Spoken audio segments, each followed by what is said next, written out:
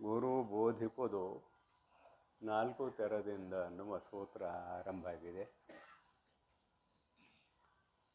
ಇದು ಕರ್ಮರಹಿತವಾಗಿ ಅನ್ನುವ ವಿಷಯವನ್ನು ಪೂರ್ವ ಪ್ರವಚನದಲ್ಲಿ ಅದನ್ನು ವಿಸ್ತಾರವಾಗಿ ತಿಳಿದುಕೊಂಡು ಬಂದಿದ್ದೇವೆ. ಒಂದನೇ ನುಡಿ ನೋಡೋಣ. ಅದು ಬರೀ ನಾಮ ಸಂಕೀರ್ತನ ಇದೆ, ಮತ್ತೇನಿಲ್ಲ. ಅಲ್ಲಿಂದ ಹೋಗೋಣ. ವರಶಿಷ್ಯರನು ಹೀಗೆ ಹೇಳಿದ್ರಿಂದ ಇಲ್ಲಿ ಸಾಧನ ಚತುಷ್ಟಯ ಸಂಪದ್ಭರಿತರಾದವರೇ ಅಂತ ಇದರ ಅರ್ಥ. ಬರೀ ಶಿಷ್ಯರನು ಅಂದಿಲ್ಲ, ವರಶಿಷ್ಯರನು ಅಂದದ್ದರಿಂದ ಇವರೆಲ್ಲರೂ ಅನೇಕ ಜನ್ಮಗಳಲ್ಲಿ ಸಾಧನೆಯನ್ನು ಮಾಡಿಕೊಂಡು ಅಂತಃಕರಣವನ್ನು ಪವಿತ್ರಗೊಳಿಸಿಕೊಂಡು ಬಂದಂತಹ ಶಿಷ್ಯರು ಅಂತ ಇಲ್ಲಿ ವರ ಅನ್ನುವ ವಿಶೇಷಣದಿಂದ ತಿಳಿದು ಬರುವಂಥದ್ದು. ಇವ್ರಿಗೆ ಏನು ಹೇಳಬೇಕು ಅಂದ್ರೆ ಮುಂದೆಲ್ಲ ಹೇಳ್ತಾರೆ ಇದ್ರ ಬಗ್ಗೆ. ಒಂದು ವೇಳೆ ಕರ್ಮಕಾಂಡದಲ್ಲಿ ಹೇಳಿದಂತಹ ಕರ್ಮವನ್ನು ಹೇಳಿದ್ದೇ ಆದರೆ ಇವನಿಗೆ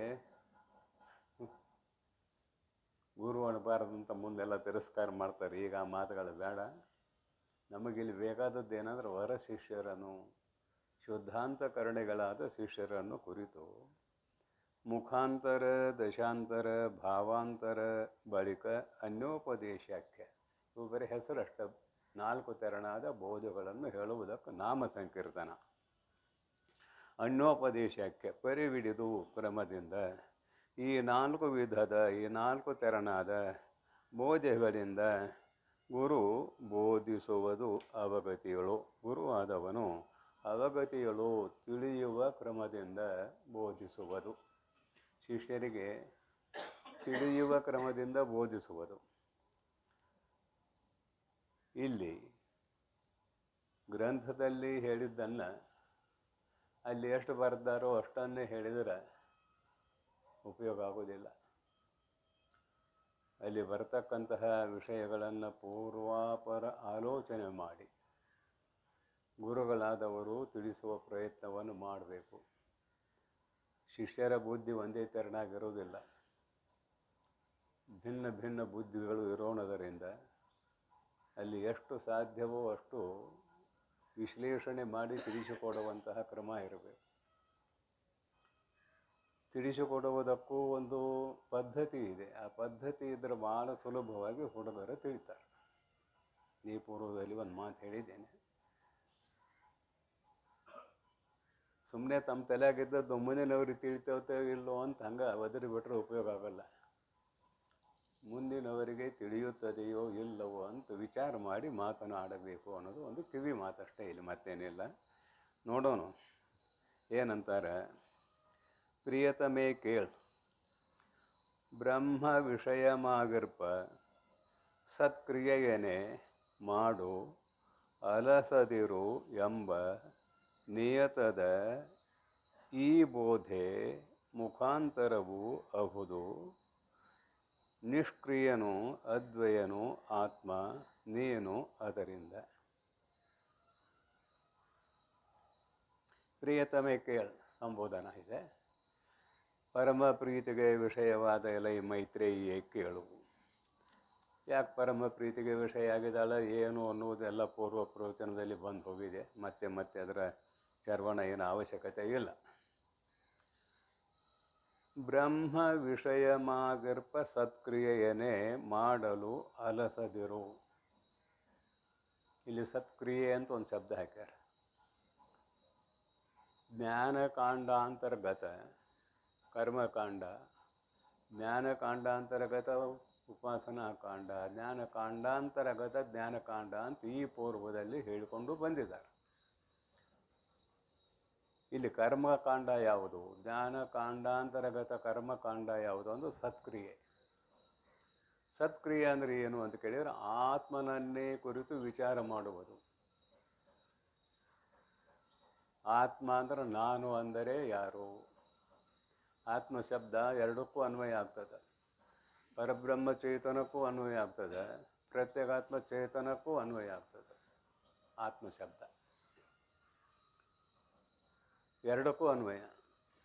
ಪರಮಾತ್ಮ ಜೀವಾತ್ಮ ವಿಶೇಷಣ ಕೊಟ್ಟಾಗ ಭಿನ್ನ ಆಯಿತು. ಆತ್ಮ ಶಬ್ದಕ್ಕೆ ಪರ ಮತ್ತು ಜೀವ ಇರೋದು ಒಂದೇ ಆತ್ಮ ಶಬ್ದ. ಅದಕ್ಕೆ ಪರ ಅನ್ನೋ ವಿಶೇಷಣ ಕೊಟ್ರಿ ಪರಮಾತ್ಮ. ಜೀವಾತ್ಮ ಜೀವ ಅನ್ನುವ ವಿಶೇಷಣ ಕೊಟ್ರಿ ಜೀವಾತ್ಮ. ಜೀವಾತ್ಮ ಅಪರೋಕ್ಷ, ಪರಮಾತ್ಮ ಪರೋಕ್ಷ. ಸಗುಣ ಬ್ರಹ್ಮ ಪರೋಕ್ಷ. ತತ್ವಮಸಿ ಮಹಾವಾಕ್ಯದಲ್ಲಿ ನಾವು ಸಗುಣ ಬ್ರಹ್ಮವನ್ನೇ ತಗೊಳ್ತೇವೆ. ನಿರ್ಗುಣ ಬ್ರಹ್ಮ ಶಬ್ದಕ್ಕೆ ವಿಷಯ ಅಲ್ಲ, ತಗೊಳಕ್ಕೆ ಬರೋದಿಲ್ಲ. ತ್ವಂ ಶಬ್ದಕ್ಕೆ ಜೀವಚೇತನ ತಗೊಳ್ತೇವೆ. ಬ್ರಹ್ಮ ಶಬ್ದಕ್ಕೆ ತತ್ ತ್ವಮಸಿ ಸರ್ವಜ್ಞತ್ವಾದಿ ಗುಣಗಳಿಂದ ಕೂಡಿಕೊಂಡಿರುವ ಸಗುಣ ಬ್ರಹ್ಮ ತಗೊಳ್ತೇವೆ. ಅದನ್ನು ಈಶ್ವರ ಅಂತೇವೆ, ಪರಮಾತ್ಮ ಅಂತೂ ಕರಿತೇವೆ. ಇಲ್ಲಿ ನೀ ಏನು ಮಾಡಬೇಕು ಅನ್ನೋದನ್ನು ಹೇಳಲಿಕ್ಕೆ ಹೊರಟಿದ್ದಾರೆ ಗುರುಗಳು. ಆತ್ಮವಿಚಾರವನ್ನೇ ಮಾಡು ಅಂದರೆ ನಿನ್ನ ಸ್ವರೂಪವಾಗಿರುವ ಆತ್ಮನ ವಿಚಾರವನ್ನೇ ಮಾಡು ಅಂತ ಒಂದರ್ಥ. ಇನ್ನೊಂದರ್ಥ ತತ್ಪದದ ವಾಚ್ಯಾರ್ಥವಾಗಿರುವ ಪರಮಾತ್ಮ, ಸಗುಣ ಸರ್ವಜ್ಞತ್ವಾದಿ ಗುಣಗಳಿಂದ ಕೂಡಿಕೊಂಡಿರುವ ಪರಮಾತ್ಮ, ಅವನನ್ನು ತಿಳಿಯುವ ಪ್ರಯತ್ನವನ್ನೂ ಮಾಡು ಅನ್ನೋದು ಇದರಲ್ಲಿ ಸೇರ್ತದೆ. ಯಾಕಂದ್ರೆ ಆತ್ಮ ಅನ್ನೋದು ಒಂದೇ ಇದೆ, ವಿಶೇಷಣ ಕೊಟ್ಟಾಗ ಎರಡಾದಂಗಾಗಿದೆ ಅಂತ ಬಿಡಿಸಿದ್ದೀನಿ. ಇಲ್ಲಿ ಪರಮಾತ್ಮ ಜೀವಾತ್ಮ. ಇಲ್ಲಿ ನಿನ್ನ ವಿಚಾರ ಮಾಡು ಅಂದರೂ ಅದೇ ಅರ್ಥ ಆಗ್ತದೆ, ಪರಮಾತ್ಮನ ವಿಚಾರ ಮಾಡು ಅಂದರೂ ಅದೇ ಅರ್ಥ ಆಗ್ತದೆ. ಎರಡು ಒಂದೇ ಅರ್ಥ ಆಕೈತಿ. ಸತ್ಕ್ರಿಯೆ ಅನ್ನೋದಕ್ಕೆ ನಿನ್ನ ವಿಚಾರವೂ ಅಲ್ಲಿ ಅನ್ವಯ ಆಗ್ತದೆ, ಪರಮಾತ್ಮನ ವಿಚಾರವೂ ಅಲ್ಲಿ ಅನ್ವಯ ಆಗ್ತದೆ. ಆಮೇಲೆ ಒಂದಿಷ್ಟು ಹೆಚ್ಚಿನ ವಿಷಯ ಕೊನೆಗೆ ಹೇಳ್ತೀನಿ, ಈಗ ಹೇಳೋದಿಲ್ಲ. ಯಾಕಂದ್ರೆ ಒಂದು ಕ್ರಮ ಇದೆ, ಇಲ್ಲ ಮೊದಲೇ ಹೇಳಿಬಿಡ್ತೇನೆ, ಮುಂದಿನದು ಸುಲಭ ಆಗ್ತದೆ. ಮುಂದಿನ ಈ ಗ್ರಂಥ ಸುಲಭ ಆಗಬೇಕಾದ್ರೆ ಕೆಲವು ವಿಷಯಗಳನ್ನು ಮೊದಲೇ ಹೇಳಿಬಿಡ್ತೇನೆ. ನಮ್ಮಲ್ಲಿ 4 ಮಹಾವಾಕ್ಯ ಇದಾವೆ. ತತ್ವಮಸಿ, ಅಯಮಾತ್ಮ ಬ್ರಹ್ಮ, ಪ್ರಜ್ಞಾನಂ ಬ್ರಹ್ಮ, ಅಹಂ ಬ್ರಹ್ಮಾಸ್ಮಿ. ಇವು 4 ವಾಕ್ಯ ಇದಾವೆ ನಮ್ಮಲ್ಲಿ. ಮಹಾವಾಕ್ಯಗಳು ಅಂತ ಕರೆದಿದ್ದೇವೆ. ಇವನ್ನ 4 ವೇದಗಳಿಂದ ಆಯ್ಕೆ ಮಾಡಿಕೊಂಡಿರುವಂಥ ಈ ಮಹಾವಾಕ್ಯಗಳು 4 ಇದಾವೆ. ಅದರಲ್ಲಿಯೂ ಅದ್ವೈತ ಸಿದ್ಧಾಂತವನ್ನು ಬಹಳಷ್ಟು ಸಕ್ರಮವಾಗಿ ಷಡ್ಲಿಂಗಪೂರ್ವಕ ಛಾಂದೋಗ್ಯೋಪನಿಷತ್ತಿನ 6ನೇ ಅಧ್ಯಾಯದಲ್ಲಿ ಗುರುಗಳು ನಮಗೆ ಪಾಠ ಮಾಡಿದ್ದಾರೆ. ಅಲ್ಲಿರುವುದನ್ನು ಪಾಠ ಮಾಡಬೇಕು. 6ನೇ ಅಧ್ಯಾಯ ಬಹಳಷ್ಟು ಮುಖ್ಯವಾದದ್ದು ಛಾಂದೋಗ್ಯೋಪನಿಷತ್ತಿನಲ್ಲಿ. ಉಪಕ್ರಮ ಉಪಸಂಹಾರ ಎರಡೂ ಕೂಡಿ ಒಂದು ಲಿಂಗ, ಅಭ್ಯಾಸ 2ನೇ ಲಿಂಗ, ಅಪೂರ್ವತ 3ನೇ ಲಿಂಗ, ಫಲ 4ನೇ ಲಿಂಗ,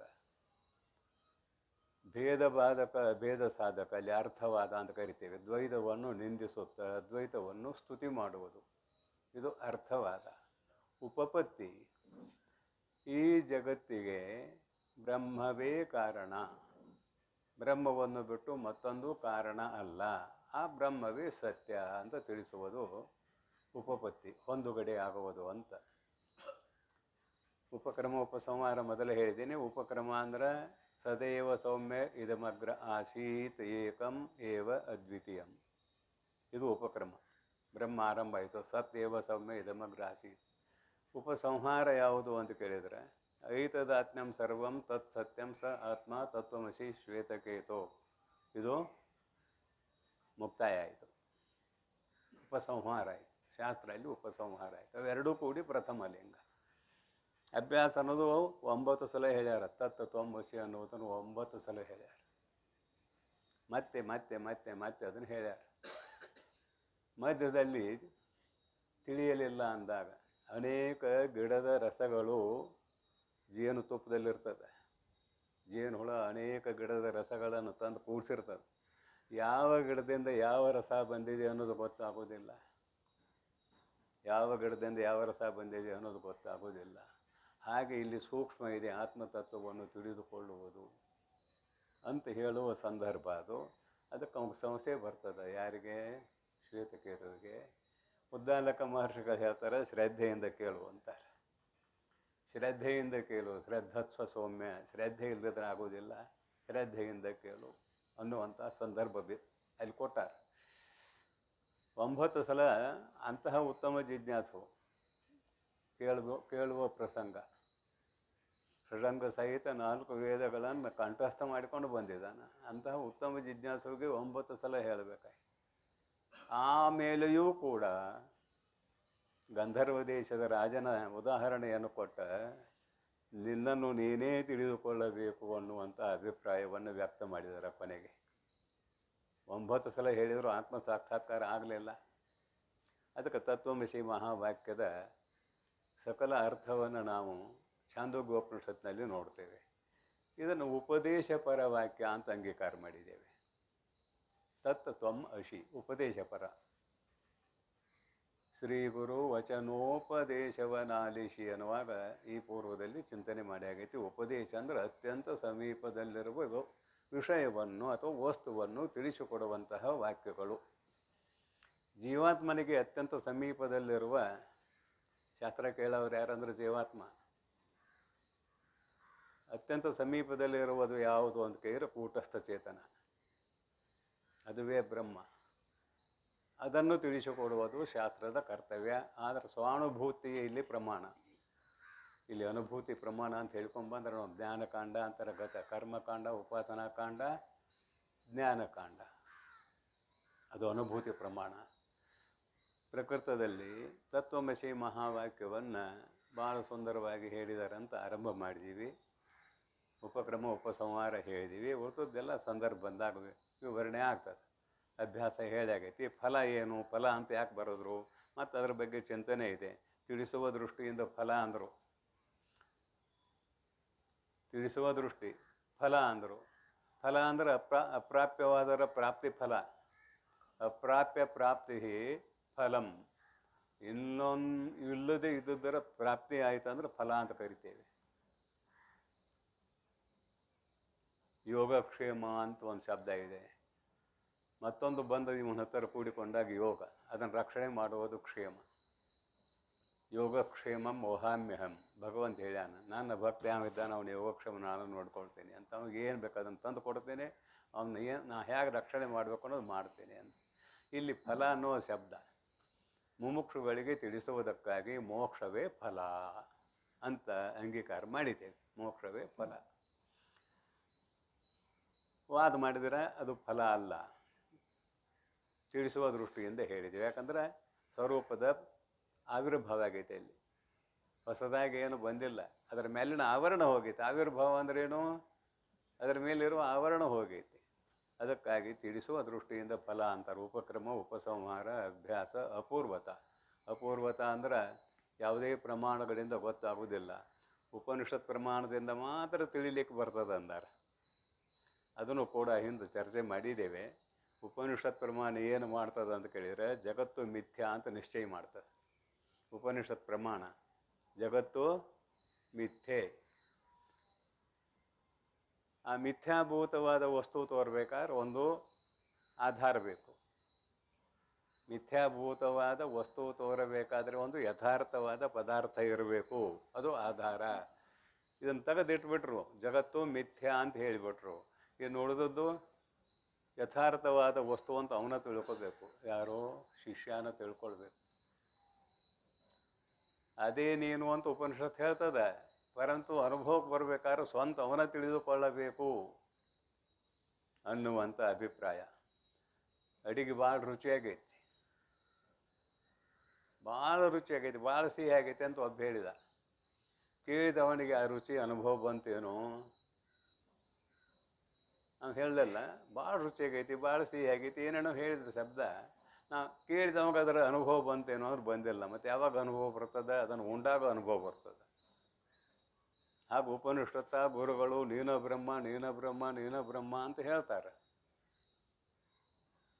ದೃಷ್ಟಾಂತ ಯಾಕೆ ಮಾಡಿದೇನು ಗೊತ್ತಾಯ್ತಿಲ್ಲೋ? ನೀನ ಬ್ರಹ್ಮ ನೀನ ಬ್ರಹ್ಮ ನೀನ ಬ್ರಹ್ಮ ಅಂದದ್ದಕ್ಕೆ ಸಾಕ್ಷಾತ್ಕಾರ ಆಕತ್ತೇನೆ? ಆಗೋದಿಲ್ಲ. ಇವನು ಅಲ್ಲಿ ಸ್ವಯಂ ಹೋಗಿ ನಿಂತಾಗ ಅನುಭವಕ್ಕೆ ಬರ್ತದೆ. ಅದಕ್ಕೆ ಸ್ವಾನುಭೂತೇಕ ಮಾನಾಯ ಅನ್ನೋದು ಮತ್ತೆ ಮತ್ತೆ ಹೇಳ್ತಾ ಇರ್ತೇನೆ. ಅನುಭವ ಪ್ರಮಾಣವೇ ಇಲ್ಲಿ ಪ್ರಮಾಣ. ಅಂತೂ ಛಾಂದೋಗ್ಯ ಯಾಕೆ ನೆನಪು ಮಾಡಿದ್ದೇನೆ ಅಂದರೆ ಅದು ಉಪದೇಶಪರ ಮಹಾವಾಕ್ಯ. ಇನ್ನು ಎರಡನೇದ್ದು ಹೇಳಿದ್ನೆಲ್ಲ, ಅಯಂ ಆತ್ಮ ಬ್ರಹ್ಮ, ಪ್ರಜ್ಞಾನಂ ಬ್ರಹ್ಮ, ಅಹಂ ಬ್ರಹ್ಮಾಸ್ಮಿ, ಇದೊಂದು ಕ್ರಮ. ಇಲ್ಲಿ 4 ಮಹಾವಾಕ್ಯಗಳನ್ನು ಯಾಕೆ ಹೇಳ್ತಾ ಇದ್ದೇನೆಂದ್ರೆ ಮುಖಾಂತರ, ಭಾವಾಂತರ, ದಶಾಂತರ, ಅನ್ಯೋಪದೇಶಾಖ್ಯ 4 ತೆರನಾದ ಬೋಧಗಳನ್ನು ಹೇಳಿದ್ದಾರೆ. ಆ 4 ತೆರನಾದ ಬೋಧಗಳನ್ನು ಹೊಂದಿಸುವುದಕ್ಕಾಗಿ ಇಲ್ಲಿ ಪ್ರಯತ್ನ ಮಾಡೋದು ಇಷ್ಟೇ ಉದ್ದೇಶ, ಮತ್ತೇನಲ್ಲ. ಈಗ ಮುಖಾಂತರ ಅನ್ನೋದಕ್ಕೊಂದು ಉಪನಿಷತ್ ಪ್ರಮಾಣವನ್ನೇ ಕೊಡ್ತೇನೆ ನಾ. ಮೈತ್ರೇಯಿಗೆ ಇದರಲ್ಲಿ ಬೃಹದಾರಣ್ಯಕದಲ್ಲಿ ಮೈತ್ರೇಯಿಗೆ ಏನು ಕೇಳಿರೋ, ನಿತ್ಯ ಸುಖ ಇದರಿಂದ ಪ್ರಾಪ್ತ ಆಗೋದಿಲ್ಲ ಅಂದರೆ, ಐಶ್ವರ್ಯದಿಂದ ನಿತ್ಯ ಸುಖದ ಪ್ರಾಪ್ತಿ ಇಲ್ಲ ಅಂದ್ರೆ ಇದು ನನಗೆ ಬೇಕಾಗಿಲ್ಲ. ನನಗೆ ನಿತ್ಯ ಸುಖದ ಪ್ರಾಪ್ತಿ ಆಗಬೇಕು, ನನಗೆ ನಿತ್ಯ ಸುಖ ಬೇಕು ಅಂತ ಪ್ರಾರ್ಥನೆ ಮಾಡಿಕೊಂಡಳು. ನಿನಗೆ ನಿತ್ಯ ಸುಖ ಬೇಕು ಅಂದ್ರೆ ಈ ಐಶ್ವರ್ಯದಿಂದ ಆಗೋದಿಲ್ಲ, ಆತ್ಮನನ್ನು ಅರಿಯಬೇಕು ಅಂದ. ಆತ್ಮವಾರೇ ದ್ರಷ್ಟವ್ಯ. ದ್ರಷ್ಟವ್ಯ ಅಂದ್ರೆ ತಿಳಿಯಬೇಕು ಅನ್ನೋ ಅರ್ಥ ಅಲ್ಲದೆ ನೋಡಬೇಕು ಅನ್ನೋ ಅರ್ಥ ಅಲ್ಲ, ತಿಳಿಯಬೇಕು. ಆತ್ಮನನ್ನು ತಿಳಿಬೇಕಾದ್ರೆ ಏನು ಮಾಡಬೇಕು ಅಂದಳು. ಶ್ರೋತವ್ಯ, ಮಂತವ್ಯ, ನಿಧಿಧ್ಯಾಸಿತವ್ಯ. ಶ್ರವಣ ಮಾಡಬೇಕು, ಮನನ ಮಾಡಬೇಕು, ನಿಧಿಧ್ಯಾಸನ ಮಾಡಬೇಕು ಅಂತ ಮುಂದಿನ ವಾಕ್ಯಗಳು. ಆವಾಗ ಪೂರ್ವ ಪಕ್ಷಿ ಬಂದಿದ್ದಾನಲ್ಲಿ, ನಿಮ್ಮ ಆತ್ಮ ನಿರ್ಗುಣ ನಿರಾಕಾರ, ಒಮ್ಮೆ ಕೇಳಿದರೆ ಸಾಕು, ಮತ್ತೊಮ್ಮೆ ಕೇಳೋದು ಬೇಡ. ಉದಾಹರಣೆಗೆ ಆಕಾಶ ಅಂದ್ರೇನು? ಬಯಲು. ಆಕಾಶವೆಂದರೆ ಏನು? ಪ್ರಶ್ನೆ. ಬಯಲು ಉತ್ತರ.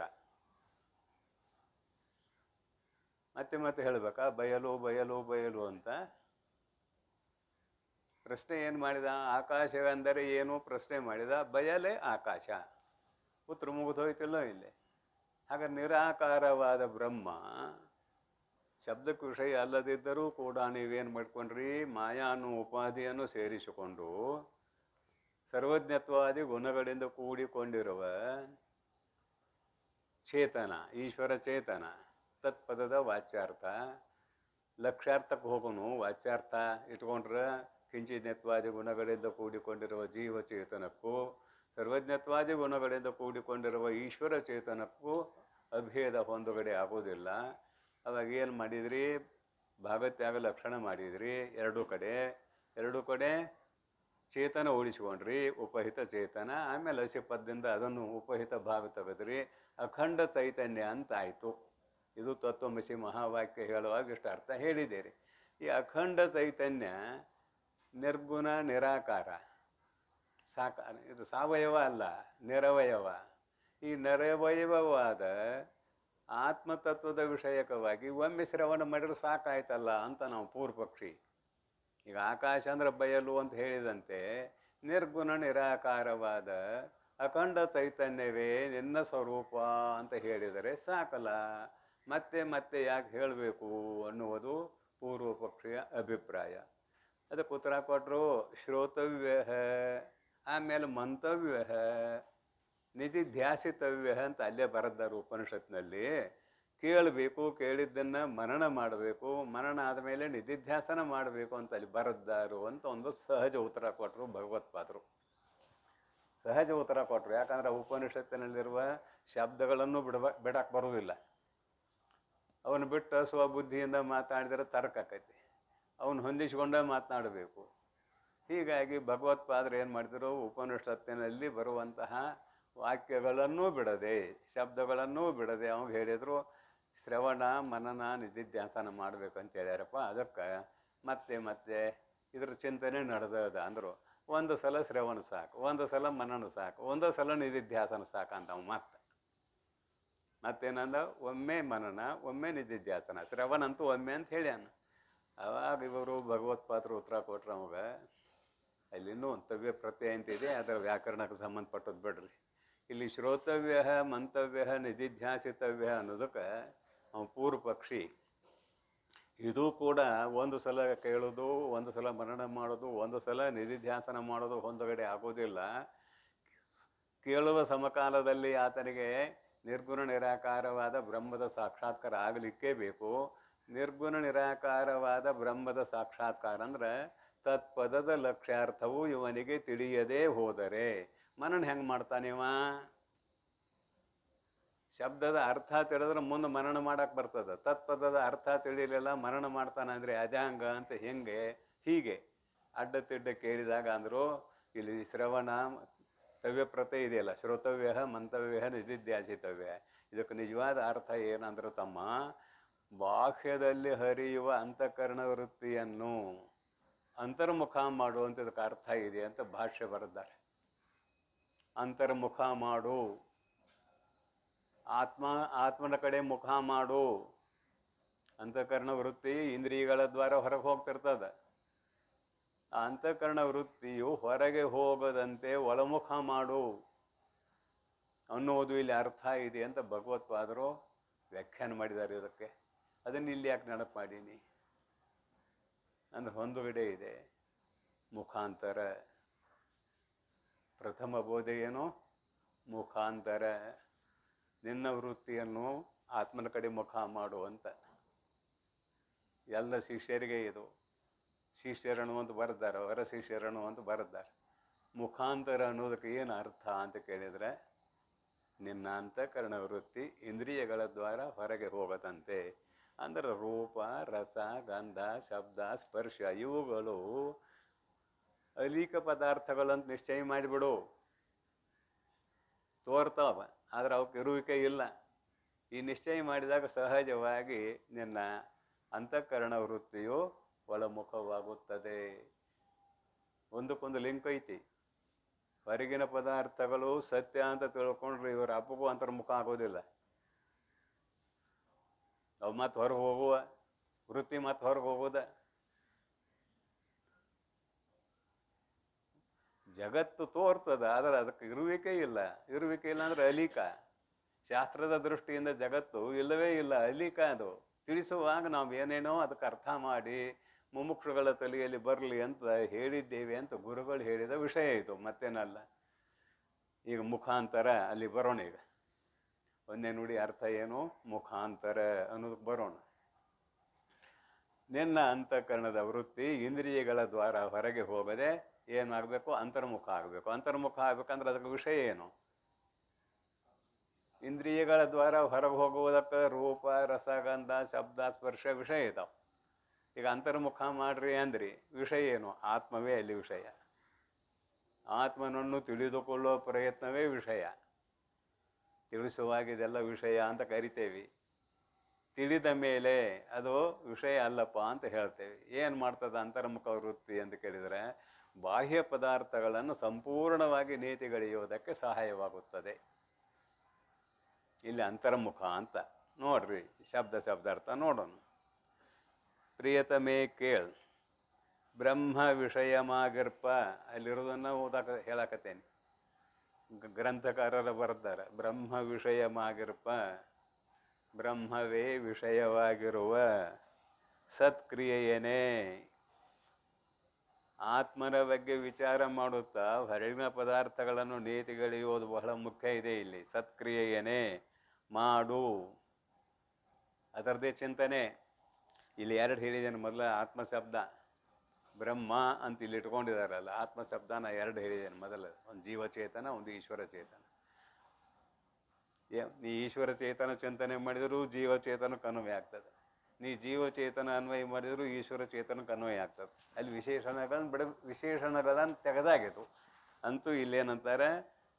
ಸತ್ಕ್ರಿಯೆಯೇ, ಆತ್ಮವಿಚಾರ ರೂಪ ಕ್ರಿಯೆಯೇ. ನಾನು ಅಂದರೆ ಯಾರು? ನನ್ನ ಸ್ವರೂಪ ಏನು? ಆತ್ಮ ಪರಮಾತ್ಮ ಹೇಗೆ ಇದ್ದಾನೆ? ಅವನ ಸ್ವರೂಪ ಏನು? ಇದೆಲ್ಲ ಸೇರ್ತದೆ ಇದ್ರಾಗ. ಸತ್ಕ್ರಿಯೆಯೇ ಮಾಡು, ಅಲಸದಿರು.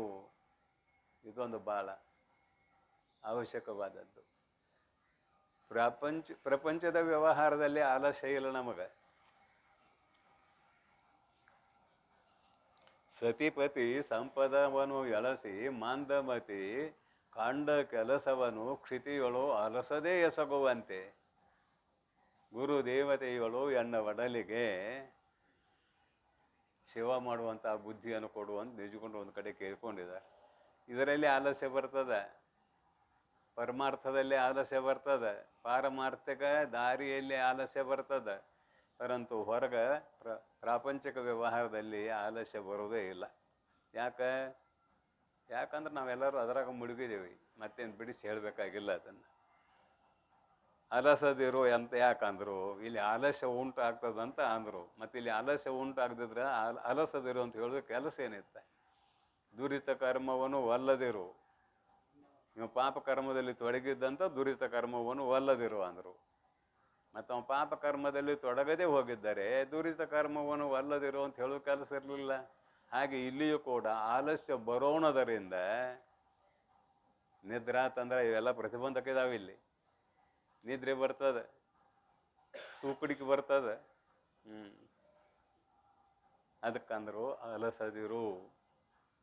ಬಹಳಷ್ಟು ಜಾಗ್ರತೆಯಿಂದ ಆತ್ಮಚಿಂತನೆಯನ್ನು ಮಾಡು. ಅಲಸದಿರು ಎಂಬ ನಿಯತದ ಈ ಬೋಧೆ ಮುಖಾಂತರವು ಅಹುದು. ನಿಯತದ ಈ ಬೋಧೆ ಮುಖಾಂತರವು ಅಹುದು. ಇಲ್ಲಿ ಮುಖಾಂತರ ಅನ್ನುವ ಶಬ್ದಕ್ಕೆ ಅರ್ಥ ಮಾಡಿ ಆಗೈತಿ. ಮುಂದೆ ನೋಡ್ರಿ. ನಿಷ್ಕ್ರಿಯನು ಅದ್ವಯನು ಆತ್ಮ ನೀನು ಅದರಿಂದ. ಇಲ್ಲಿ ಎರಡನ್ನು ಕೂಡಿಸ್ತಾರಂತ ಆರಂಭದಲ್ಲೇ ಒಂದು ಮಾತು ಹೇಳಿದ್ದೆ. ನಿಷ್ಕ್ರಿಯನು ಅದ್ವಯನು ನೀನು ಅದರಿಂದ. ನೀನು ನಿಷ್ಕ್ರಿಯನು ಅದ್ವಯನು ಆದ್ದರಿಂದ ಆತ್ಮವಿಚಾರವನ್ನು ಮಾಡೋದಷ್ಟ ನಿನ್ನ ಕರ್ತವ್ಯ. ಕರ್ಮ ಅದು ಮಾಡೋದೇನು ನಿನ್ನ ಕರ್ತವ್ಯ ಅಲ್ಲ. ಈ ಗ್ರಂಥಕಾರರು ಭಾಳ ಚಂದ ಬರ್ತಾರೆ ಆರಂಭದಲ್ಲಿ. ನನಗೆ ತಿಳಿಯುವ ಮಾರ್ಗ ಅಷ್ಟೇ ಹೇಳು, ನಾನು ಕರ್ಮ ಉಪಾಸನೆಗಳನ್ನು ಮಾಡುವ ಸಾಮರ್ಥ್ಯ ಉಳ್ಳವಳಲ್ಲ, ವಯಸ್ಸಾಗಿದೆ. ಮೊದಲ ಮೈತ್ರಿ ಅಂದಾಳ, ಅದನ್ನ ಇಲ್ಲಿ ಹೊಂದಿಸ್ಕೊಳ್ರಿ. ನಿನಗೆ ನಾ ಕ್ರಿಯೆ ಹೇಳೋದಿಲ್ಲ ಅಂತ ಮಹಾನುಭಾವ ಯಾಜ್ಞವಲ್ಕ್ಯ ಮಹಾನುಭಾವ, ನಿನಗೆ ನಾ ಕ್ರಿಯೆ ಹೇಳೋದಿಲ್ಲ, ಅದು ಸತ್ಕ್ರಿಯೆ ಹೇಳ್ತೇನೆ. ಸತ್ಕ್ರಿಯೆ ಅಂದ್ರೆ ಆತ್ಮವಿಚಾರ ರೂಪ ಕ್ರಿಯೆ. ಶರೀರದಿಂದ ಮಾಡೋದಲ್ಲಿದೆ. ಶರೀರ ಮುದುಕಾಗೈತಿ, ಮನಸ್ಸು ಮುದುಕಾಗಿಲ್ಲ. ಆಗೈತಿ, ಮನಸ್ಸು ಮುದುಕ ಆಗೋದಿಲ್ಲ. ಯಾಕೆ? ಸೂಕ್ಷ್ಮ ಶರೀರ ಮುದುಕಾಗೋದಲ್ಲ. ಅದು ಒಮ್ಮೆ ಬಾಧಿಸಿಕೊಂಡು ಹೋಗುವಂಥದ್ದು. ತತ್ವಜ್ಞಾನ ಆದಾಗ ಬಾಧಿಸಿಕೊಂಡು ಹೋಗ್ತದೆ. ಅಲ್ಲಿವರೆಗೆ ಅದು ಮುದುಕ ಆಗೋದೇ ಇಲ್ಲ ಸೂಕ್ಷ್ಮ ಶರೀರ. ಯಾಕಂದ್ರೆ ಇದನ್ನು ಬಿಡ್ತದೆ, ಮತ್ತೊಂದ್ರಾಗ ಹೋಗ್ತದೆ, ಮತ್ತೊಂದು ಅಂಗಿ ತುಟ್ಟು ಹೋಗ್ತದೆ. ಮುದುಕ ಹೆಂಗೆ ಆಕೈತೆ ಅದ? ಅಲ್ಲಿ ಮತ್ತು ಬಾಲ್ಯ ಯೌವನ ಮುಪ್ಪು, ಅಲ್ಲಿ ಮತ್ತು ಸ್ಥೂಲ ಶರೀರಕ್ಕೆ, ಸೂಕ್ಷ್ಮ ಶರೀರಕ್ಕೆ ಅಲ್ಲಲ್ಲ. ಅದಕ್ಕೆ ಇಲ್ಲಿ ಸತ್ಕ್ರಿಯೆ ಅಂದ್ರೆ ಮನಸ್ಸಿನಿಂದ ಬುದ್ಧಿಯಿಂದ ಮಾಡುವಂಥದ್ದು, ವಿಚಾರ ಮಾಡುವಂಥದ್ದು. ಅದಕ್ಕೆ ನೀನು ಅಲಸದಿರು. ಅಲ್ಲಿ ಆಲಸ್ಯ ಬರ್ತದೆ, ನಿದ್ರೆ ಬರ್ತದಂತ ಹೇಳಿಲ್ಲ. ನಿದ್ರೆ ಅಂತಂದ್ರೆ ಇವೆಲ್ಲ ಪ್ರತಿಬಂಧಕ ಇದಾವೆ. ನಿಷ್ಕ್ರಿಯನು ಅದ್ವಯನು ಆತ್ಮ ನೀನು ಅದರಿಂದ. ಆದ್ದರಿಂದ ಸತ್ಕ್ರಿಯೆಯನ್ನು ಮಾಡು. ಇಲ್ಲಿ ಅಭಿಪ್ರಾಯ ಏನು ಹೇಳಿ ನಾನು?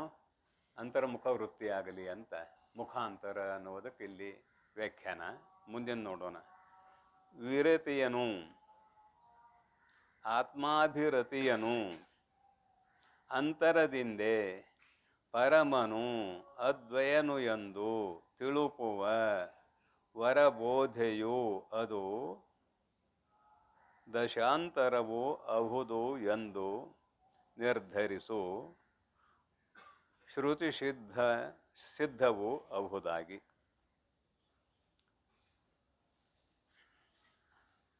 ಮೇಲಿನ ಚಿಂತನೆಗೆ ಅದು ಕೊನೆಗೆಲ್ಲ ಹೇಳ್ತಾನೆ ಅಂದಿದ್ದೇನೆ. ಈಗ ಒಂದೊಂದು ನುಡಿಗಳು ಹೋಗಲಿ. ಇದು ಮೂರನೇ ನುಡಿ ಏನಂತದ ನೋಡೋಣ.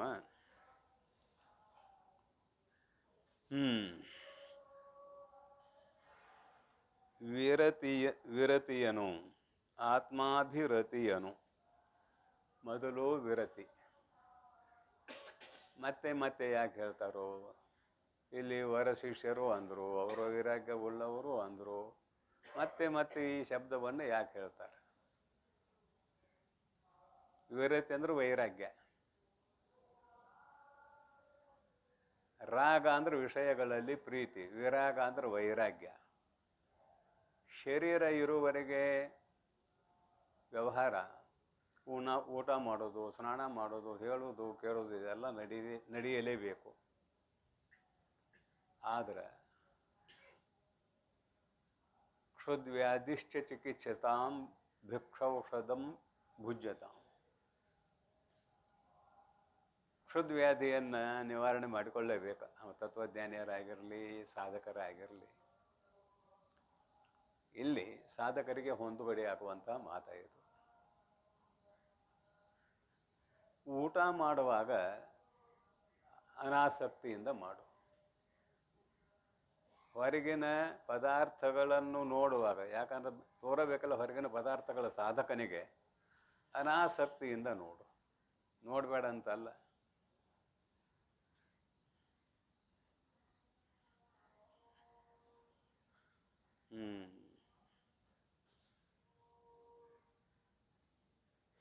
ನೋಡ್ಬೇಡ ಅಂದ್ರೆ ಕಣ್ಣು ಕಟ್ಕೋಬೇಕಾಗೈತಿ.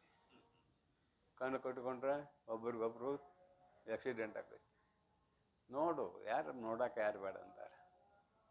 ಅನಾಸಕ್ತಿಯಿಂದ ನೋಡು.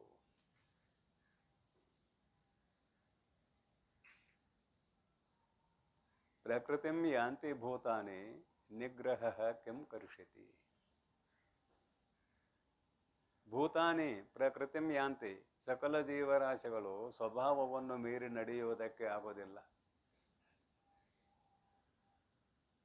ನೀರಿಗೆ ಕೆಳಮುಖವಾಗಿ ಹರಿಯುವುದೇ ಸ್ವಭಾವ. ಇನ್ನು ಉಳಿದದ್ದೆಲ್ಲ ಬೆಂಕಿಗೆ ಮೇಲ್ಮುಖವಾಗಿ ಉರಿಯುವುದೇ ಸ್ವಭಾವ. ಸ್ವಭಾವವು ದುರತಿಕ್ರಮ, ಆ ಸ್ವಭಾವ ಕೆಡಿಸೋಕ್ಕಾಗೋದಿಲ್ಲ. ಹಾಗೆ ತತ್ವಜ್ಞಾನಿ ಆದವನ ಇಂದ್ರಿಯಗಳೂ ಕೂಡ ವಿಷಯಾಭಿಮುಖ ಆಗ್ತಾವೆ ಅಂತಿಟ್ಟುಕೊಳ್ಳೋನಿಲ್ಲಿ ಏನು ತಪ್ಪಿಲ್ಲ.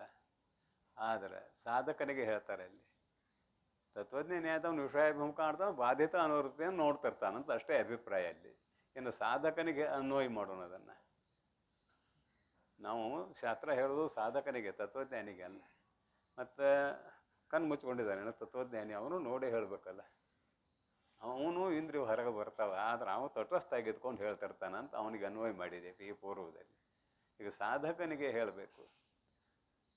ಅದಕ್ಕಂದ್ರೂ ನಿಗ್ರಹ ಕಿಂ ಕರಿಷ್ಯತಿ, ಪ್ರಕೃತಿಂ ಯಾಂತಿ ಭೂತಾನಿ ನಿಗ್ರಹ ಕಿಂ ಕರಿಷ್ಯತಿ.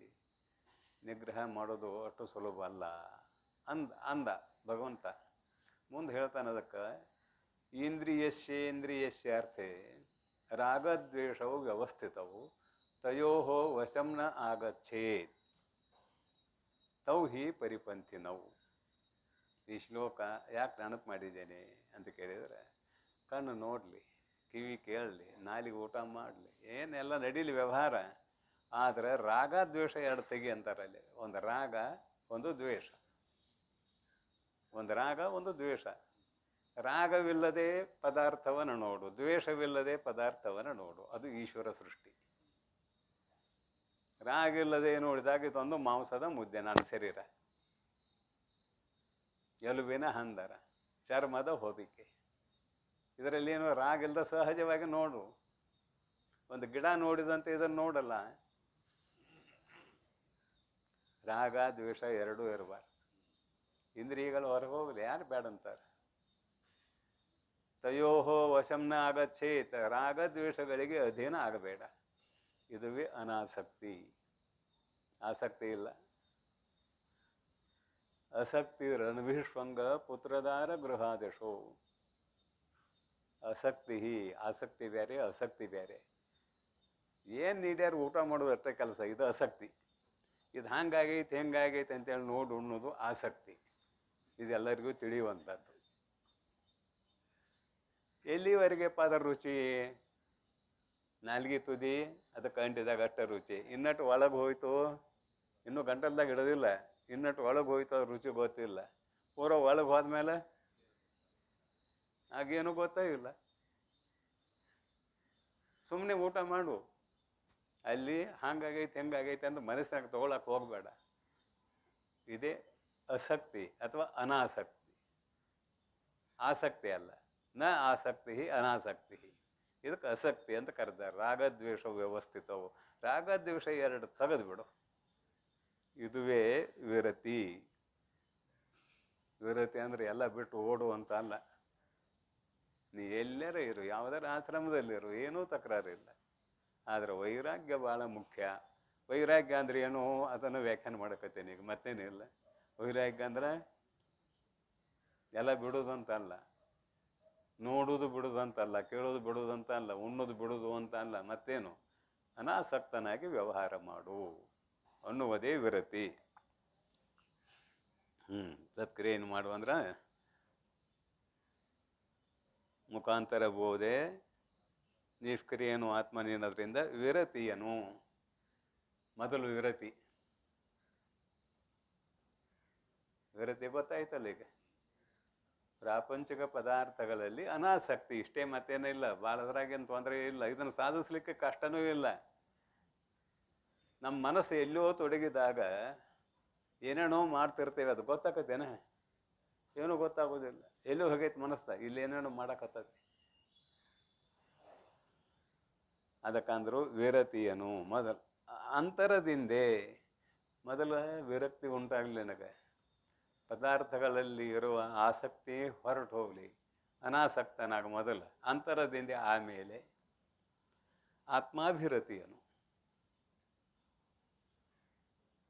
ಅದಕ್ಕೆ ಮೊದಲಿನ ನುಡಿ ಹೇಳುವಾಗ ಹೇಳಿನಲ್ಲ, ಈ ಜಗತ್ತಿನ ಪದಾರ್ಥಗಳು ಮಿಥ್ಯಾ ಅಂತ ನಿಶ್ಚಯ ಆದರೆ ಅಂತರ್ಮುಖ ಆಕಾವಂತ.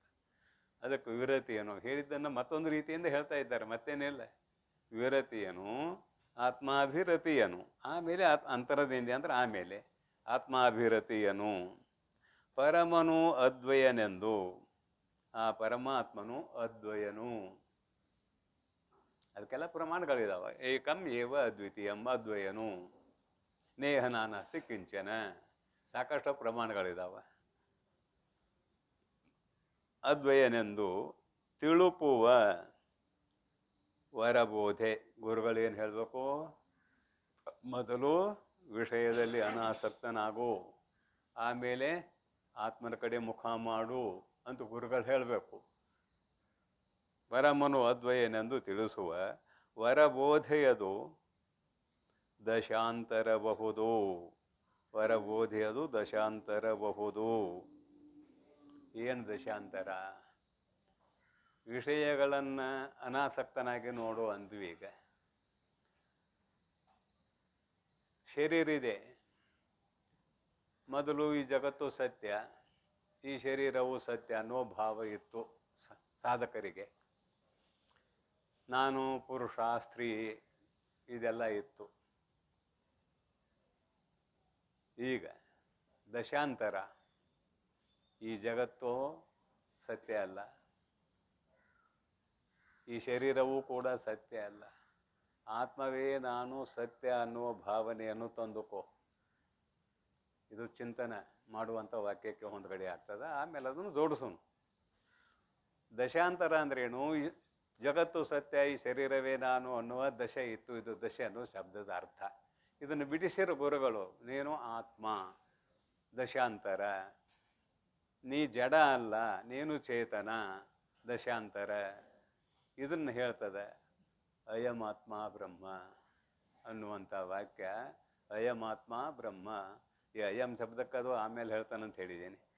ಅಯಂ ಆತ್ಮ ಭಾಳ ಸಮೀಪ, ಅಯಂ ಆತ್ಮ ಬ್ರಹ್ಮ ಅಪರೋಕ್ಷವಾದದ್ದು. ಯಾರು? ಶಿಷ್ಯ.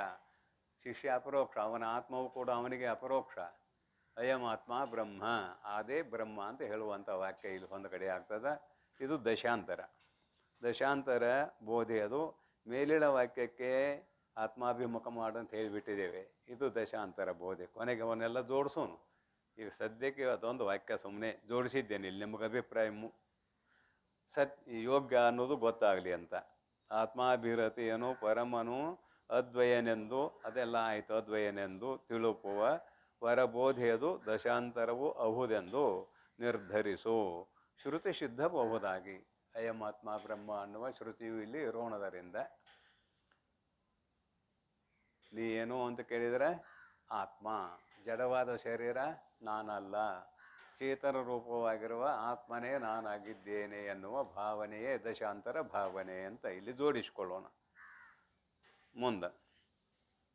ಮುಂದೆ ನುಡಿ ಹೋಗೋಣ. ಈಗ ಪರಮನೇ ನೀನೆಂಬುವುದೇ ಪರೀಕ್ಷಿಸೆ ಭಾವಾಂತರ ಬೋಧೆ ಎನಿಪುದು ನಿಜದೊಳು ಪರಮಾತ್ಮನು ಎಂದು ಎಂಬ ತಾನು ಅನನ್ಯನು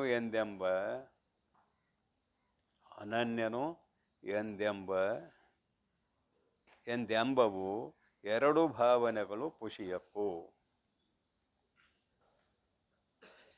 ಇಲ್ಲಿ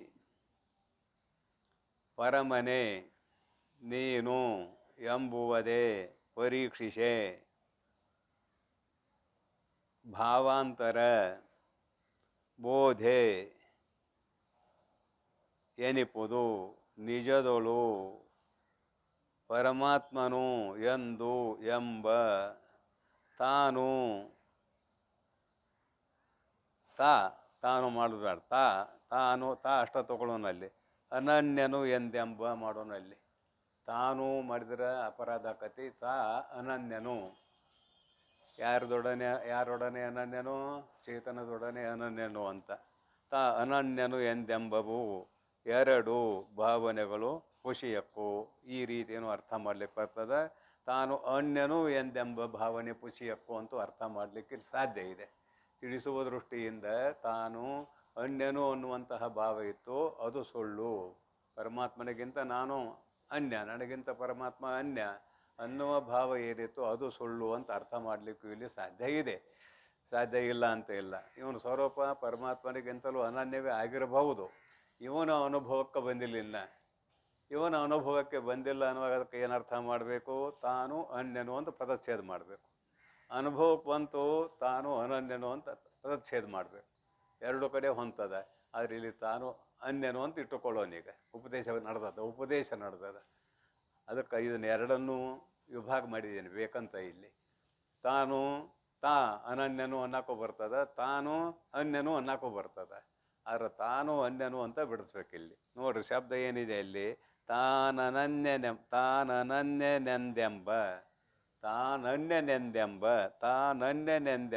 ತಾನು ಅನ್ಯನು ಎಂದು ಎಂಬವು ಎರಡು ಭಾವನೆಗಳು ಪುಷಿಯಕ್ಕೂ.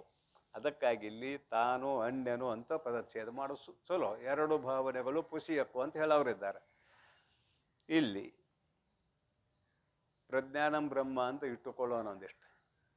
ಯಾಕೆ ಅಂತ ಕೇಳಿದರೆ, ಆತ್ಮತತ್ವ ಎಲ್ಲ ಕಡೆ ಹರಡಿಕೊಂಡಿದೆ, ಯಾವುದರಲ್ಲೂ ಇಲ್ಲ ಅನ್ನೋ ಹಾಗಿಲ್ಲ.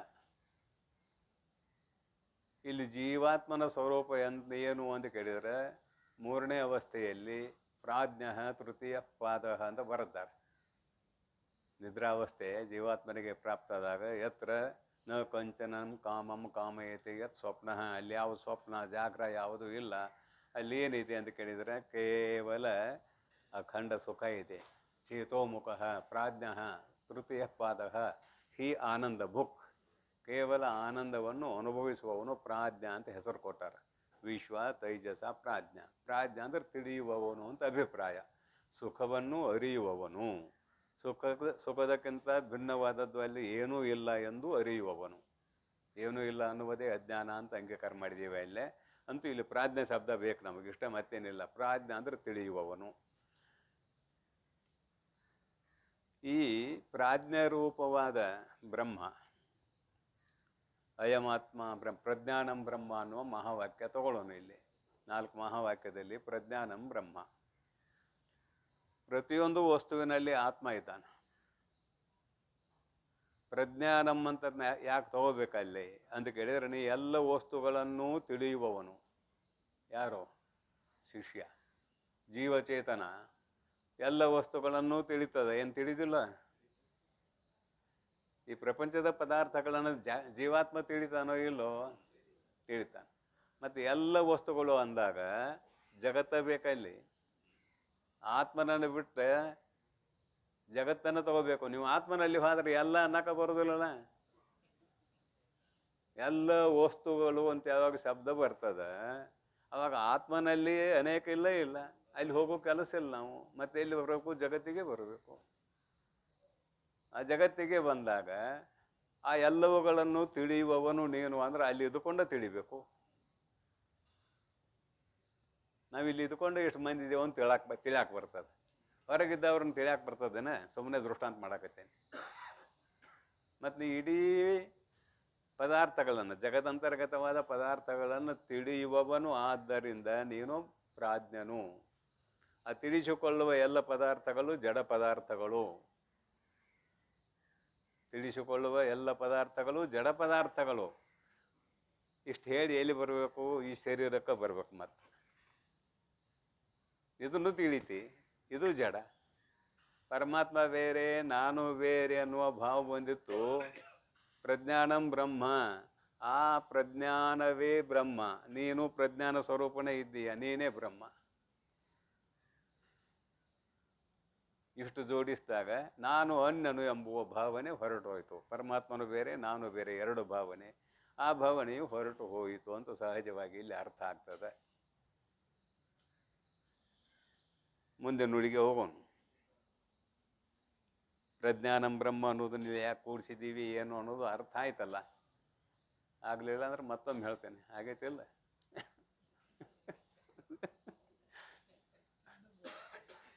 ಅಂದರೆ ಎಲ್ಲವನ್ನೂ ನೀನು ತಿಳಿಯುವವನಾದ್ದರಿಂದ ಅರುಸ್ವರೂಪ ಅಂತಿದ್ರೆ ಅಭಿಪ್ರಾಯ.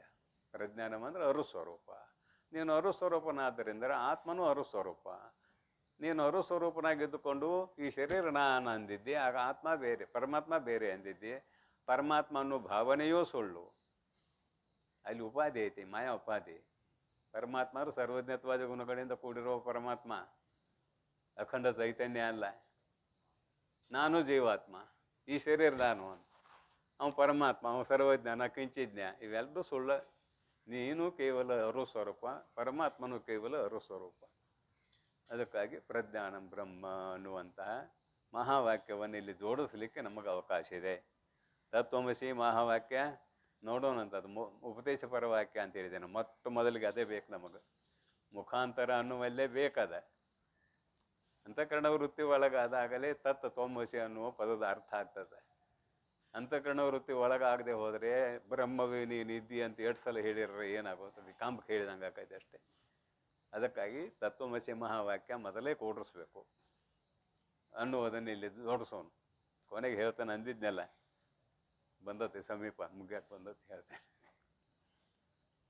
ಪರಮನೇ ನೀನೆಂಬುವುದೇ ಪರೀಕ್ಷಿಸೆ ಭಾವಾಂತರ ಬೋಧೆ ಎನಿಪುದು ನಿಜದಳು ಪರಮಾತ್ಮನೆಂದೆಂಬ ತಾನು ಅನ್ಯನು ಎಂದೆಂಬ 2 ಭಾವನೆಗಳು ಪುಷಿಯಕ್ಕೂ. ಇಲ್ಲಿ ನೋಡ್ರಿ, ಪ್ರಜ್ಞಾನಂ ಬ್ರಹ್ಮ ತಗೊಂಡಿದ್ದೇನೆ. ಬ್ರಹ್ಮ ಅಂದ್ರೆ ಪರಮಾತ್ಮ. ಪರಮನೇ ನೀನು ಅಂದ್ರೆ ನೀನು ಪ್ರಜ್ಞಾನ ಸ್ವರೂಪನಾಗಿರುವುದರಿಂದ ಪರಮಾತ್ಮನೇ ನೀನು ಅನ್ನುವುದು ಇಲ್ಲಿ ಜೋಡಿಸ್ತೇವೆ. ನೀನೆಂಬುವುದೇ ಪರೀಕ್ಷಿಸೆ, ವಿಚಾರ ಮಾಡಿ ನೋಡಿದರೆ ಅಲ್ಲಿ ಪರಮಾತ್ಮನೇ ನೀನು ಅನ್ನೋಕೆ ಮತ್ತೆ ಭಾಗತ್ಯಾಗ ಲಕ್ಷಣ ಬೇಕಾ? ಭಾಗತ್ಯಾಗ ಲಕ್ಷಣ ಇಲ್ಲಾಂದ್ರೆ ಮತ್ತೆ ಹೊಂದೋದಿಲ್ಲ. ಅಲ್ಲಿ ಉಪಾಧಿ ಐತಲ್ಲ ಪರಮಾತ್ಮ, ಇಲ್ಲಿ ನೀನು ಅನ್ನೋದಕ್ಕೂ ಉಪಾಧಿ ಐತಲ್ಲ. ನೀನು ಅನ್ನೋದು ಜೀವಚೇತನ, ಪರಮಾತ್ಮ ಅನ್ನೋದು ಉಪಾಧಿ ಸಹಿತ ಮಾಯಾ ಉಪಾಧಿ ಸಹಿತ ಚೇತನ. ಇಲ್ಲಿ ಜೀವಚೇತನ ಅನ್ನುವಾಗ ನಮ್ಗೆ ಗೊತ್ತಿಲ್ಲದಂತೆ ಇಲ್ಲಿ ಅವಿದ್ಯೆ ಇದ್ದೇ ಇರ್ತದೆ. ಅದಕ್ಕಾಗಿ ಪರಮನೇ ನೀನೆಂಬುವುದೇ ಪರೀಕ್ಷಿಸೆ ವಿಚಾರ ಮಾಡಲಾಗಿ ಭಾವಾಂತರ ಬೋಧೆ ಏನಿಪ್ಪುದು ನಿಜದಳು. ಭಾವಾಂತರ ಬೋಧೆ, ನಾನು ಜೀವಾತ್ಮ ಅನ್ನೋ ಭಾವ ಬಂದಿತ್ತು, ಈಗ ಪರಮಾತ್ಮ ಅನ್ನೋ ಭಾವ ಸಹಜವಾಗಿ ಬರುತ್ತದೆ. ಪರಮಾತ್ಮನು ಎಂದೆಂಬ, ತಾನು ಅನ್ಯನು ಎಂದೆಂಬ 2 ಭಾವನೆಗಳು ಪುಷಿಯಕ್ಕೂ. ಅವನು ಪರಮಾತ್ಮ, ನಾನು ಜೀವಾತ್ಮ ಅನ್ನುವ 2 ಭಾವನೆಗಳು ಸುಳ್ಳು. ಭಾಗತ್ಯಾಗ ಲಕ್ಷಣ ಮಾಡಿದಾಗ 2 ಭಾಗಗಳು ಸುಳ್ಳು. ಅವರು ಸ್ವರೂಪವಾಗಿರುವ ಚೇತನವೇ ನಾನು ಅನ್ನುವಂಥದ್ದು ಸಹಜವಾಗಿ ಅವನಿಗೆ ಗೊತ್ತಾಗ್ತದೆ ಅಂತ ಈ ನುಡಿಯ ಅರ್ಥ. ಇನ್ನೊಂದು ನೋಡೋಣ. ಅನ್ಯವನು ವರೆವುತ ಅನನ್ಯವನು ಅರುಪಲ್ ಅನ್ಯೋಪದೇಶ ಬೋಧೆಯನಿಕ್ಕು ಧನ್ಯೆ ನೀನರಿಯೇ ಅನ್ಯವದು ಪುಷಿ ತಾನೆಯು ಅನನ್ಯ ಬೋಧ್ಯನು ದೃಶ್ಯ ಮಾತ್ರನು. ಇದೊಂದು ನುಡಿ ಮುಗಿಸೇ ಬಿಡೋಣ, ಇವು 4 ಮುಗಿದು ಹೋಗ್ತಾವು. ಅನ್ಯವನು ವರೆವುತ, ಇಲ್ಲಿ ತತ್ವಮಸಿ ಮಹಾವಾಕ್ಯ ತೊಗೊಂಡು ಬರೋ, ಅವಾಗ ನಿಮಗೆ ಸುಲಭ ಆಗ್ತದೆ. ಅನ್ಯವನು ವರೆವುತ, ಅನನ್ಯವನು ಬೋಧಿಸುವುದು ಅಂದಾರ. ತತ್ಪದದ ವಾಚ್ಯಾರ್ಥ ಏನಪ್ಪ? ಸರ್ವಜ್ಞತ್ವಾದಿ ಗುಣಗಳಿಂದ ಕೂಡಿಕೊಂಡಿರುವ ಈಶ್ವರ ಚೇತನ ಹೇಳ್ಕೊಂಬಂದೇವೆ. ಬರೀ ಚೇತನ ಅಂದ್ರೆ ನಡೀತಿತ್ತು, ಅಲ್ಲಿ ಈಶ್ವರ ಅನ್ನೋ ಶಬ್ದ ಹಾಕಿದ್ದಾರೆ. ಮಾಯಾ ಉಪಾಧಿಯಿಂದ ಕೂಡಿಕೊಂಡಿರುವ ಚೇತನಕ್ಕೆ ಈಶ್ವರ ಅಂತ ಹೆಸರು ಕೊಟ್ಟರು. ಅಲ್ಲಿ ಸರ್ವಜ್ಞತ್ವಾದಿ ಗುಣಗಳು ಇವೆ ಅಂತ ಹೇಳಿದರು. ಮಾಯಾ ಉಪಾಧಿಯಿಂದ ಕೂಡಿಕೊಂಡಿರುವ ಚೇತನಕ್ಕೆ ಜೀವಚೇತನ ಅಂದರು. ಕಿಂಚಿಜ್ಞತ್ವಾದಿ ಗುಣಗಳನ್ನು ಹೇಳಿದರು. ಇಲ್ಲಿ ಏನು ವಿವರಣೆ ಮಾಡ್ತೇವೆ? ಅಲ್ಲಿ ಸರ್ವಜ್ಞತ್ವಾದಿ ಗುಣಗಳು ಇವೆ. ಎಲ್ಲಿ? ತತ್ಪದದ ವಾಚ್ಯಾರ್ಥದಲ್ಲಿ. ತ್ವಂಪದದ ವಾಚ್ಯಾರ್ಥದಲ್ಲಿ ಕಿಂಚಿಜ್ಞತ್ವಾದಿ ಗುಣಗಳು ಇವೆ. ಅಲ್ಲಿಯೂ ಚೇತನ ಇದೆ, ಇಲ್ಲಿಯೂ ಚೇತನ ಇದೆ. ಈಗ ಅದೇ ಇದು ಅನ್ನೋದು ಹೊಂದುಗಡೆ ಆಗುವುದಿಲ್ಲ. ಯಾಕಂದ್ರೆ ಸರ್ವಜ್ಞತ್ವಕ್ಕೂ ಕಿಂಚಿಜ್ಞತ್ವಕ್ಕೂ ವಿರೋಧ ಬರ್ತದೆ. ಅವುಗಳನ್ನು ತೆಗೆದುಬಿಡ. ವಿಚಾರದಿಂದ ಸರ್ವಜ್ಞತ್ವಾದಿ ಗುಣಗಳು ಮಾಯೆಯಿಂದ ತೋರ್ತಾವೆ, ಕಿಂಚಿಜ್ಞತ್ವಾದಿ ಗುಣಗಳು ಅವಿದ್ಯೆಯಿಂದ ತೋರ್ತಾವೆ. ನಿನ್ನ ಸ್ವರೂಪದಲ್ಲಿ ಇವು ಇಲ್ಲೇ ಇಲ್ಲ, ಪರಮಾತ್ಮನ ಸ್ವರೂಪದಲ್ಲಿ ಅವು ಇಲ್ಲವೇ ಇಲ್ಲ. ಇದು ಅನ್ಯವನು ಹೇಳುತ್ತ. ನಾವೇನು ಹೇಳಕ್ಕೆ ಹೊಂಟಿದ್ದೇವೆ? ಪರಮಾತ್ಮನೇ ಜೀವಾತ್ಮ ಅಂತ ಹೇಳಕ್ಕೆ ಹೊಂಟಿದ್ದೇವೆ. ಕರೆ ಇವನು ಹೇಳದೆ ಹೋದ್ರೆ ಪರಮಾತ್ಮ ಜೀವಾತ್ಮ ಅನ್ನೋದು ಹೊಂದಗಡೆ ಆಗೋದಿಲ್ಲ. ಅದಕ್ಕಾಗಿ ಅನ್ಯವನು ಬೋಧಿಸುತ್ತ ನಿನ್ನ ಸ್ವರೂಪ ಅನನ್ಯ. ಕಿಂಚಿಜ್ಞತ್ವಾದಿ ಸರ್ವಜ್ಞತ್ವಾದಿ ಗುಣಗಳನ್ನು ಬಿಡು, ನೀನು ಅನನ್ಯ, ಪರಮಾತ್ಮನಿಗಿಂತಲೂ ನೀನು ಬೇರೆ ಅಲ್ಲ ಅಂತ ಇಲ್ಲಿ ಜೋಡಿಸ್ಲಿಕ್ಕೆ ತತ್ವಮಸಿ ಮಹಾವಾಕ್ಯವನ್ನು ಇಲ್ಲಿ ಮತ್ತೊಮ್ಮೆ ತರಲಿಕ್ಕೆ ಏನು ತಕರಾರಿಲ್ಲ ನಮ್ಗೆ. ಅದಕ್ಕಾಗಿ ನೋಡ್ರಿ ಏನಂತಾರೆ, ಪರಮನೇ ನೀನು ಎಂಬುವುದೇ ಪರೀಕ್ಷಿಸಿ ಭಾವಾಂತರ ಬೋಧೆ ಏನಿಪ್ಪುವುದು ನಿಜದೊಳು. ಅದು ಮುಗೀತದು. ಪರಮಾತ್ಮನೆಂದೆಂಬ ತಾನು ಅನ್ಯನೆಂದೆಂಬ ಎರಡು ಭಾವನೆಗಳು ಪುಷಿಯಕ್ಕು, ಅದು ಮುಗದತ್ತೀಗ. ಅನ್ಯವನು ವರೆವುತ್ತ ಅಂದ್ರೆ ಸರ್ವಜ್ಞತ್ವಾದಿ ಕಿಂಚಿಜ್ಞತ್ವಾದಿ ಗುಣಗಳನ್ನು ಹೇಳುತ್ತ. ಮಾಯಾ ಹಿಡ್ಕೊಂಡು ಈ ಕಡೆ ಬರ್ರಿ. ಅನ್ಯವನು ವರೆವುತ್ತ. ಅನನ್ಯವನು ಅರುಪಲ್. ಚೇತನ ಒಂದೇ. ಈಶ್ವರ ಚೇತನಕ್ಕೂ ಜೀವಚೇತನಕ್ಕೂ ಭೇದ ಇಲ್ಲ. ಅನನ್ಯವನು ಹೇಳುತ್ತ, ಅದು ಬಾಯಿ ಬಿಟ್ಟು ಹೇಳಿಲ್ಲ. ಅನ್ಯವನು ವರೆವುತ್ತ ಸರ್ವಜ್ಞತ್ವ ಕಿಂಚಿಜ್ಞತ್ವಾದಿ ಗುಣಗಳನ್ನು ಹೇಳುತ್ತಾ ಅವನ ನೇತಿಗೆಳೆದಾಗ ಇವನೇ ಅವನು ಅವನೇ ಇವನು ಅನ್ನೋದು ಸಹಜ ಆಗ್ತದೆ. ಅದು ಅನನ್ಯ ಬೋಧೆ ಸಹಜ ಆಗ್ತದೆ. ಅಲ್ಲಿ ಉಪಾಧಿ ತೆಗೆದುಬಿಟ್ರೆ ನೀವು ಅನನ್ಯ ಅನ್ನೋದನ್ನು ಮತ್ತೆ ಹೇಳಬೇಕಾಗಿಲ್ಲ ಬಾಯಿಲ್ಲೇ, ಅದು ಸಹಜ ಆಗ್ತದೆ. ಅನನ್ಯವನು ಅರುಪಲ್ ಏನು ಮಾಡ್ಯಾರ ನೋಡ್ರಿ ಅಲ್ಲಿ. ಅನನ್ಯವನು ಅರುಪಲ್ ತಿಳಿಸಲು. ಅರುಪಲ್ ಅದು ಅನ್ಯೋಪದೇಶ ಬೋಧೆಯಕ್ಕೂ, ಅನ್ಯವನ್ನು ಉಪದೇಶ ಮಾಡುವ ಬೋಧೆಯಕ್ಕೂ. ಇಷ್ಟೆಲ್ಲ ಯಾಕೆ ಸುತ್ತ ಅದು ಹೇಳ್ತಾರೆ ಅಂದ್ರೆ ಅಖಂಡ ಚೈತನ್ಯ ಶಬ್ದಕ್ಕೆ ವಿಷಯ ಅಲ್ಲದರಿಂದ ಹೇಳ್ತಾರೆ. ಮತ್ತೇನು ಅಖಂಡ ಚೈತನ್ಯ ಶಬ್ದಕ್ಕೆ ವಿಷಯ ಅಲ್ಲ ಅಂದ್ರೆ ಶಬ್ದಕ್ಕೆ ವಿಷಯ ಮಾಡ್ಕೋಬೇಕಾದ್ರೆ ಮಾಯಾ ತೊಗೊಂಡ್ರು, ಏಕದೇಶ ಅವಿದ್ಯಾ ತೊಗೊಂಡ್ರು, ಅಲ್ಲಿ ಸರ್ವಜ್ಞತ್ವಾದಿ ಗುಣಗಳನ್ನು ಆರೋಪ ಮಾಡಿದರು, ಇಲ್ಲಿ ಕಿಂಚಿಜ್ಞತ್ವಾದಿ ಗುಣಗಳನ್ನು ಆರೋಪ ಮಾಡಿದರು. ಈಗ ಆರೋಪ ಆದಾಗ ಏನಾಯಿತು? ಪರಮಾತ್ಮ ಬೇರೆ ಜೀವಾತ್ಮ ಬೇರೆ ಅಂತ ಭಾವ ಬಂತು. ಈಗ ಅಪವಾದ ಮಾಡ್ತಾರೆ. ಈಗ ಸರ್ವಜ್ಞತ್ವಾದಿ ಗುಣಗಳು ಸುಳ್ಳ, ಕಿಂಚಿಜ್ಞತ್ವಾದಿ ಗುಣಗಳು ಸುಳ್ಳ, ಉಪಾಧಿಯಿಂದ ಬಂದಂಥವುಗಳು. ನಿನ್ನ ಸ್ವರೂಪ ಚೇತನ, ಅದರಲ್ಲಿ ಯಾವ ಗುಣಗಳೂ ಇಲ್ಲ, ನೀ ನಿರ್ಗುಣ ನಿರಾಕಾರ ನಿರವಯವ ಇತ್ಯಾದಿ ಶಬ್ದಗಳನ್ನು ಹೇಳಿದಾಗ ಮತ್ತಿಲ್ಲಿ ಆರೋಪ ಯಾಕೆ ಮಾಡಿದಿರಿ, ಅಪವಾದ ಯಾಕೆ ಮಾಡಿದಿರಿ ಅಂದರೆ ನಿರ್ಗುಣ ನಿರಾಕಾರವಾದ ಚೇತನ ಶಬ್ದಕ್ಕೆ ವಿಷಯವಲ್ಲದರಿಂದ ಆರೋಪ ಮಾಡಿದ್ದೀವಿ, ಅದನ್ನು ತೆಗೆದು ಹಾಕಿದ್ದರಿಂದ ನಾನು ಪರಮಾತ್ಮನೇ ಅನ್ನುವಂತಹ ತಿಳುವಳಿಕೆ ಇವನಿಗೆ ಬಂತು. ಇದುವೇ ಲಾಭ, ಮತ್ತೇನಿಲ್ಲ ಅನ್ನೋದು ಶಾಸ್ತ್ರದ ಮರ್ಯಾದೆ. ನೋಡ್ರಿ, ಅನ್ಯವನು ಅರಿವುತ ಅನನ್ಯವನು ಅರುಪಲ್ ಅನ್ಯೋಪದೇಶ ಬೋಧೆಯನಿಕ್ಕು ಧನ್ಯೇ ನೀನು ಅರಿಯೇ. ಅನ್ಯವದು ಪುಷಿ. ಅನ್ಯವದು ಸರ್ವಜ್ಞತ್ವಾದಿ ಗುಣಗಳಿಂದ ಕೂಡಿರುವ ಜಗತ್ತಿಗೆ ಬಂದ್ಬಿಡೋದು ಈಗ ಎಲ್ಲ ಖುಷಿ. ಅನ್ಯ ಅಂದ್ರೆ ಖುಷಿ.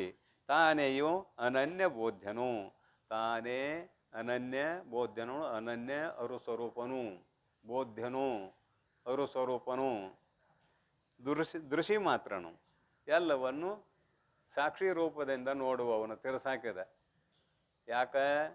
ಬಾಧಿತ ಅನುವೃತ್ತಿಯಿಂದ ಜಗತ್ತಿದೆ ಅಂತ ಹೇಳಿದೆವ. ಮತ್ತೀಗ ಅಧ್ಯಾರೋಪ ಮಾಡಿದಂತಹ ಜಗತ್ತು ಇದೆಯಲ್ಲ, ಈಗ ಸುಳ್ಳಂತ ನಿಶ್ಚಯ ಮಾಡು.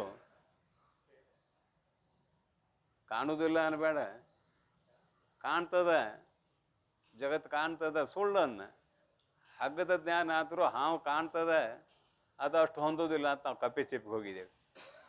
ಹಗ್ಗದ ಜ್ಞಾನ ಆದ ಕೂಡಲೇ ಹಾವು ಕಾಣೋದಿಲ್ಲ ಅಂದ್ರೆ ಬೆಳಕು ತಂದ ಹಾವು ಕಾಣೋದಿಲ್ಲ ಅಂತ ಇಲ್ಲಿ ಆಕೈತಿ. ಕಪ್ಪೆ ಚಿಪ್ಪಿ ಹೋಗ್ರಿ, ಇದು ಬೆಳ್ಳಿ ಅಲ್ಲ ಅನ್ನುವ ಜ್ಞಾನ ಆದರೂ ಕೂಡ ಅದು ಬೆಳ್ಳಿ ಹಂಗೆ ಕಾಣೋದು ಬಿಟ್ಟತೇನೆ? ಬೆಳ್ಳಿ ಹಂಗೆ ಕಾಣ್ತದೆ, ಆಗ ಸತ್ಯ ಅಂತಾನೇನು? ಕಪ್ಪೆ ಚಿಪ್ಪಿನ ಜ್ಞಾನ ಆದಮೇಲೆ ಸುಳ್ಳು ಅಂತಾನೆ. ಮೊದಲು ಸತ್ಯ ಅಂದಿದ್ದ. ಹಂಗೆ ಮೊದಲು ಅಜ್ಞಾನ ಅವಸ್ಥೆಯಲ್ಲಿ ಜಗತ್ತು ಸತ್ಯ ಅಂದಿದ್ದ. ಅಧಿಷ್ಠಾನವಾಗಿರುವ ಆತ್ಮನ ಜ್ಞಾನ, ಮಿಥ್ಯಾಭೂತವಾದ ಜಗತ್ತಿಗೆ ಅಧಿಷ್ಠಾನವಾದದ್ದು ಆತ್ಮ. ಆತ್ಮನ ಜ್ಞಾನ ಆದಾಗ ತೋರ್ತದೆ. ಇದು ಸೋಪಾಧಿಕ ಅಧ್ಯಾಸ ಅಂದಾರ ಬಿಡ್ರಿ, ತೋರ್ತದೆ. ಈ ತೋರಿದ್ರೆ ಸತ್ಯ ಏನು ಅಂತ ಕೇಳಿದ್ರೆ ಸತ್ಯ ಅಲ್ಲ. ಅದಕ್ಕೆ ದೃಶ್ಯ ಮಾತ್ರ. ಕೇವಲ ನೀನು ಅರಿಯುವವನು, ನೋಡುವವನು. ದೃಶ್ಯ ಅಂದ್ರೆ ಅರಿಯುವವನು, ನೋಡುವವನು ಅನ್ನೋ ಅರ್ಥ ಸಿಗ್ತದೆ ನಮಗಿಲ್ಲಿ. ಏನು ನೋಡ್ತಾನೋ ಅಂದ್ರೆ ಮಿಥ್ಯಾಭೂತವಾದ ಜಗತ್ತು ನೋಡ್ತಾನಂತ ಅಭಿಪ್ರಾಯ. ಇದಕ್ಕೂ ಮತ್ತು ಶಾಸ್ತ್ರ ಇದ್ದೇ ಇದೆ. ಪ್ರಾರಬ್ಧ ಕರ್ಮ ಮುಗಿವರೆಗೆ ಇವನು ಶರೀರ ಇರ್ತದೆ, ಮತ್ತು ಇವನು ಶರೀರ ಇರ್ತದೆ ಅಂದ್ರೆ ಜಗತ್ತು ಕಾಣಬೇಕಲ್ಲ ಇವಾಗ. ಕಾಣುವುದಿಲ್ಲ ಅಂದ್ರೆ ಹೆಂಗೆ ಅರ್ಥ ಮಾಡ್ತೀರಿ? ಅದಕ್ಕೆ ಮಿಥ್ಯಾ, ಸುಳ್ಳು ಅಂತ ನೋಡು, ಆಗ ನಿನಗೇನು ತೊಂದರೆ ಇಲ್ಲ ಅಂತ. ಈ ರೀತಿ ಆಯಿತು. ಎಂತೂ ಈ ಪರಿಯ 4 ತೆರೆದ ಬೋಧಗಳನ್ನು ಭ್ರಾಂತಿ ಬೋಧ ಚತುಷ್ಟಯವೆಂದು ಕಾಂತೆ ನೀನರಿವುದು ಓರಂತೆ ಪರಾತ್ಮನು ಅನಂತನು ಅದ್ವಿತೀಯ ಚಿನ್ಮಯನಾಗಿ. ಇಷ್ಟೊತ್ತಿನವರೆಗೆ ಇಷ್ಟು ಹೇಳಿ, ಇದು ಭ್ರಾಂತ್ಯಾತ್ಮಕವಾದ ಬೋಧೆ. ಪೂರ್ವ ಭ್ರಾಂತಿ, ಉತ್ತರ ಭ್ರಾಂತಿ. ನಿನ್ನ ಸ್ವರೂಪದಲ್ಲಿ ಶಬ್ದಕ್ಕೆ ಅಡಿ ಇಡ್ಲಿಕ್ಕೆ ಜಾಗವೇ ಇಲ್ಲ. ಮತ್ತು ಇಷ್ಟೊತ್ತಿನವರೆಗೆ ಶಬ್ದದಿಂದ ಹೇಳಿದ್ರಲ್ಲ, ಇದು ಭ್ರಾಂತಿ. ನೀ ಜೀವಾತ್ಮ ಅದದ್ದು ಭ್ರಾಂತಿ, ನೀ ಜೀವಾತ್ಮ ಅಲ್ಲ ಅಂತ ಹೇಳಿದ್ದು ಭ್ರಾಂತಿ. ಒಂದು ಪೂರ್ವ ಭ್ರಾಂತಿ, ಒಂದು ಉತ್ತರ ಭ್ರಾಂತಿ. ಅರ್ಥ ಆಕತಿಲ್ಲ? ಒಂದು ಪೂರ್ವ ಭ್ರಾಂತಿ, ಒಂದು ಉತ್ತರ ಭ್ರಾಂತಿ. ಇವು ಮೊದಲು ಬದ್ಧನ ಅಲ್ಲ, ನಾ ಬಂಧನದಲ್ಲಿ ಇದ್ದೇನೆ ಅಂತ ತಿಳ್ಕೊಂಡಿದ್ದ, ನಿನಗೆ ಬಂಧನ ಇಲ್ಲ ಅಂತ ಹೇಳಿದ್ರು. ಏನೂ ಮಾಡಿಲ್ಲ ಇಲ್ಲಿ, ಬರೀ ಅವನ ಸ್ವರೂಪ ತಿಳಿಸ್ಯಾರ. ಆದರೂ ಭ್ರಾಂತಿಯಿಂದನೇ ಹೇಳಬೇಕಾಗೈತಿ. ಅವನ ಸ್ವರೂಪ ಶಬ್ದಕ್ಕೆ ವಿಷಯ ಅಲ್ಲ.